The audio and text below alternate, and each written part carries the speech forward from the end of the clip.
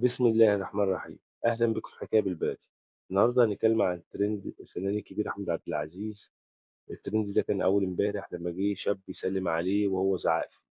أولا أحمد عبد العزيز مواليد 1955، يعني تقريبا عنده 70 سنة. هو نجم تلفزيوني قديم في فترة الثمانينات والتسعينات، وبعد الألفية ابتدى يطلع بدور السنيد، وقل كتير ظهوره في المسلسلات، وإنما في الأفلام النجم أحمد عبد العزيز كان كل من بداياته.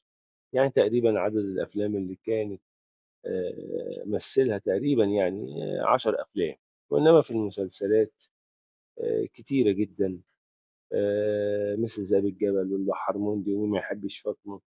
وعدد كبير جدا جدا من مسلسلات الثمانينات والتسعينات كانت بطولة الفنان الكبير أحمد عبد العزيز. وكان أحمد عبد العزيز مثل أعلى لمعظم الشباب في فترة الثمانينات والتسعينات. لكن هو قل ظهوره من بداية الألفية كده ابتدى ظهوره يقل، وأعماله تقل.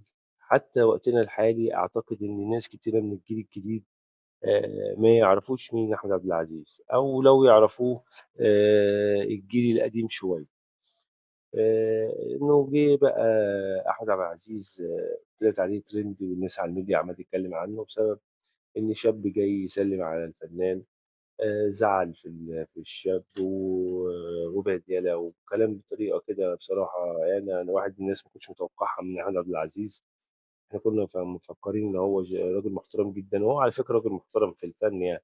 انما كنا مفكرينه في الحياه العاديه اللي هو راجل محترم وحاجه زي كده، يعني ما كناش متخيلين ان هو للدرجه دي عصبي، او للدرجه دي ان هو ممكن يزعق في معجب من المعجبين ليه يعني.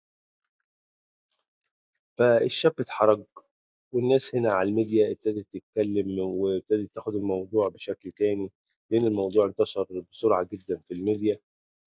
طبعا الفيديو ده ناس كتير اتكلمت عن فيلم أحمد عبد العزيز، قالت ده راجل مريض، ده لازم يروح يتعالج. هو كان حد يعرفك أصلا في الجيل ده عشان حد يجي يسلم عليك وأنت تزعق فيه؟ المهم يعني ناس كتير على الميديا قعدت تتكلم كتير جدا على الفنان الكبير أحمد عبد العزيز على اللقطة دي.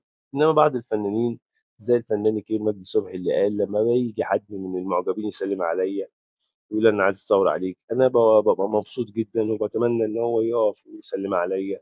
ونادية مصطفى قالت ده ويمكن يكون يا جماعة مريض بالوسواس القهري، مش ممكن مش يبقى قصده، يعني هو بيخاف من الأمراض.